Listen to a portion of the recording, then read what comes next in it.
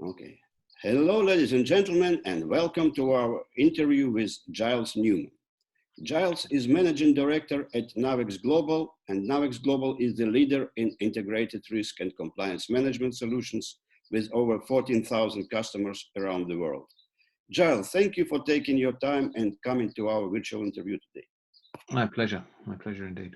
Giles, can you tell us a short story about Navex Global? Can you explain perhaps what Navex offers to the industry and how it differs from other risk software providers, and what are some examples of your customers' use cases?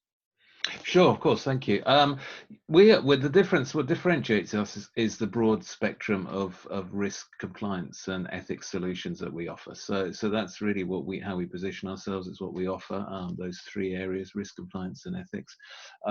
And as a result of that, we're able to offer a more holistic solution than some people can, in the sense that we can help you manage operational risk through to manage the policy management. We have training programs to teach people around risk and ethical issues. We have many hotlines, as you say, over 14,000 customers using us for hotline provision around the globe. The other thing is that we have a larger footprint than most. We have customers in over 60 countries, or in nearly 70 countries, in fact, around the world. And they use our full range of different solutions, partly because we have such a broad and comprehensive capacity to deliver the content in local languages. Something in the region of 200 languages are well within our norms for different things. So that's the sort of things that we do.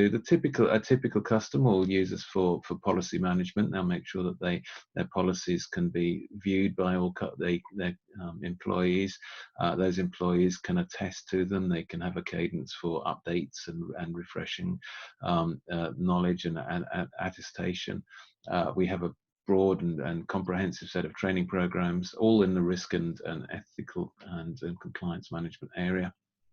And through to hotline provision, where we can provide people with a safe and anonymous ability to report issues that they see which they don't believe is right, and that is depressingly a very significant component of the world's business that we operate in, and I say depressingly because one would like to think that bad behaviour and mispractice would be eradicated, but it's a long job, and it's not going to happen overnight. All right. The global pandemic of COVID-19 is unlike anything any of us has ever experienced, challenging us to operate in a new paradigm that is changing daily. Every business and its leaders are having to make moment-by-moment decisions to best deliver on customer commitments while caring for employee well-being. What are the key things that companies should be focusing on as they reassess their risk management and compliance program right now? We've seen a number of different things. One is just simple basics around training. People are operating from their homes. They don't have some comprehensive set of firewalls to prevent viruses and other phishing attacks and other sorts of web attacks coming into their place of work. So they have to be doubly diligent in terms of making sure that they're going to the right websites, and they're checking their emails carefully, and that they don't open things which they shouldn't. So and it's just that much easier when you don't have an in-house IT department to support you. You need to be that extra bit of effort and work there.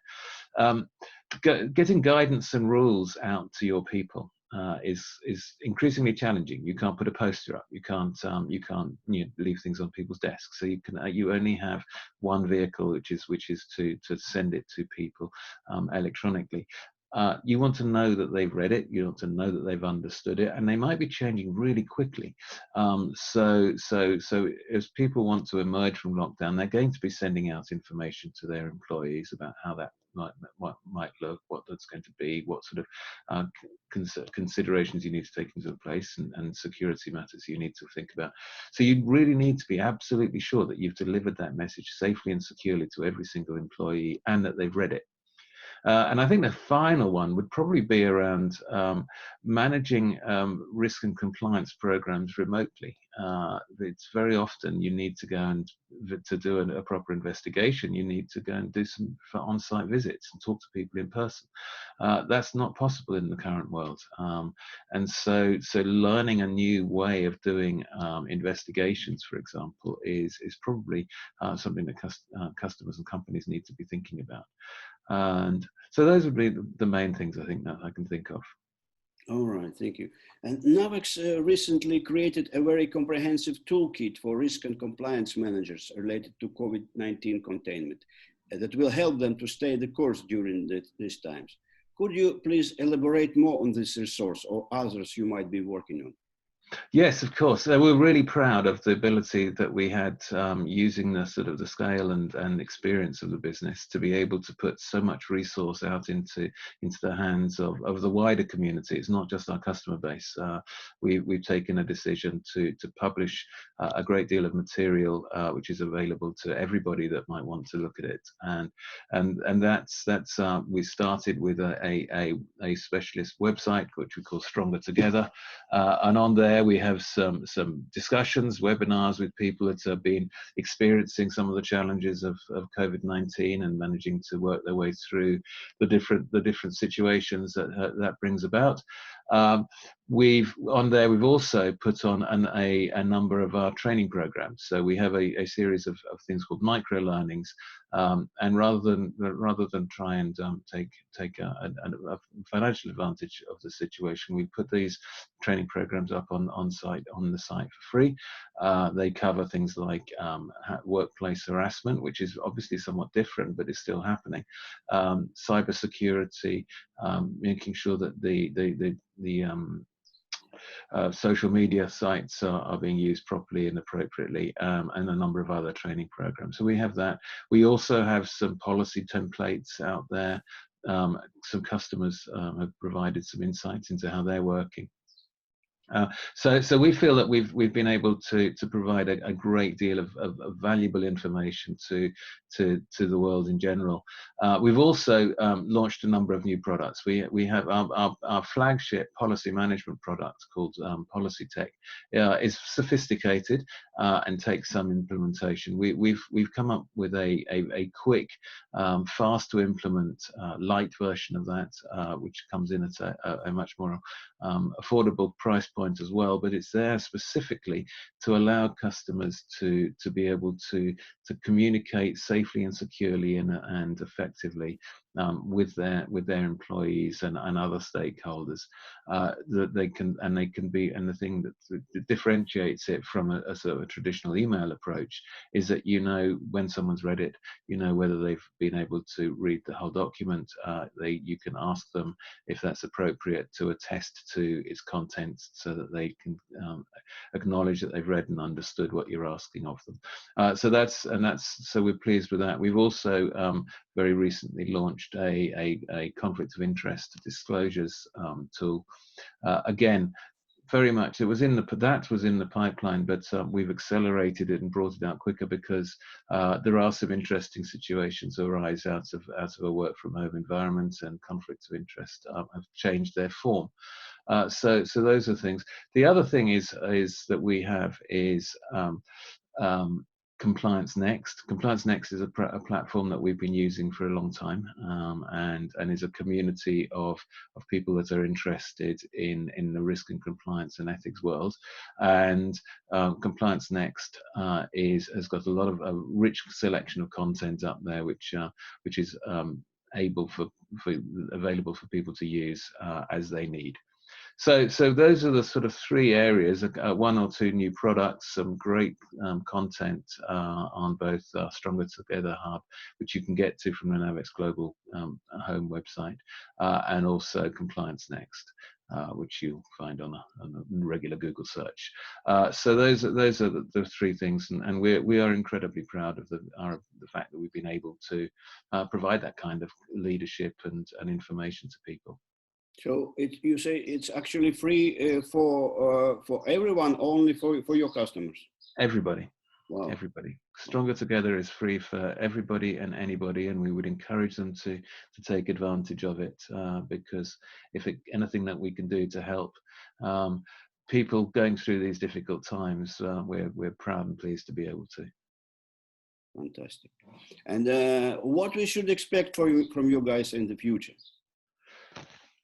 We, as a sort of a leader in the space, I think you can continue to expect us that we're going to look after our customers. We're going to continue to support the community at large, because the world is going to be forever changed, and I feel that as a leader in the space that we should continue to take a leadership role. But from a customer perspective, from a product perspective, we invest a huge amount in our product lines.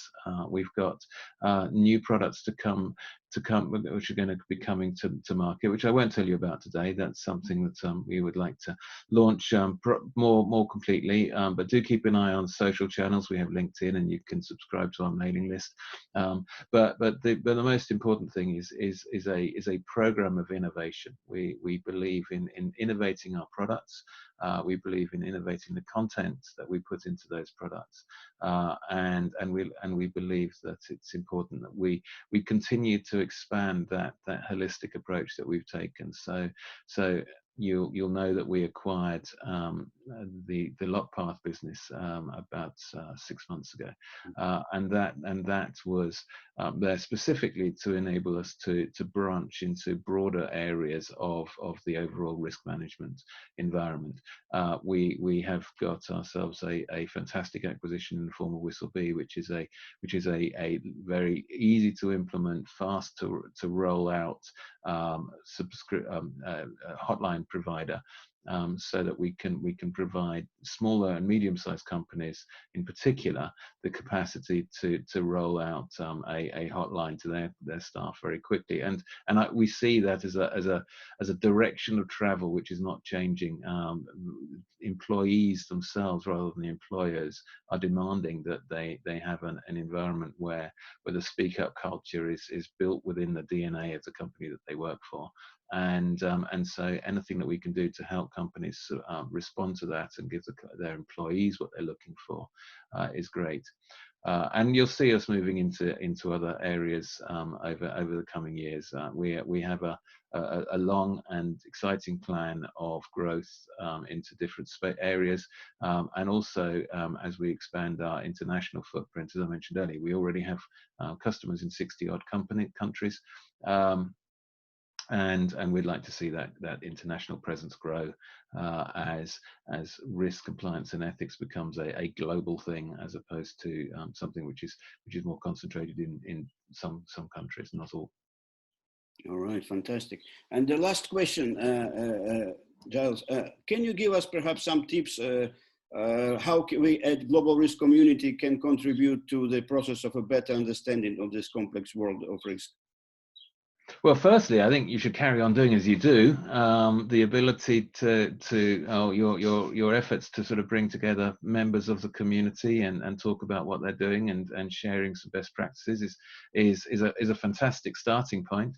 I would love you to feel that you can use and access and promote both Compliance Next and Stronger Together. Those are practical environments where people can go. I think the financial benefits and the business imperatives of having a really good risk, compliance, and ethics environment is something which I think more and more people are coming to understand. But anything that you can do to help share with the wider world, that actually it makes good business sense to have good ethics and having a good hotline, and to have your employees trained in compliance matters, and to have strong policies and ability to manage those, because your company works better, your business grows better, and your employees are more engaged. And you might be aware that there's some research was done by George Washington University last year, and they actually found a strong correlation between people that have implemented hotlines, which is an indicator of the sort of the ethical approach that the company might have, and their financial performance. And there's a more positive variance in terms of return on investment for companies that provide really good, speak up, clean, well-behaved cultures. So I would encourage you to continue to promote that area as well. And I thank you for everything that you're doing to help keep compliance and risk and ethics on the global agenda, because now more than ever, I think it's becoming critical as we enter a whole new paradigm. Okay, thank you very much, Giles, and for your interview and for your time. And I wish you great success with all your undertakings. And I believe that our audience will find this interview very useful. Thank you very much for your time as well, Boris. It's been great to talk to you.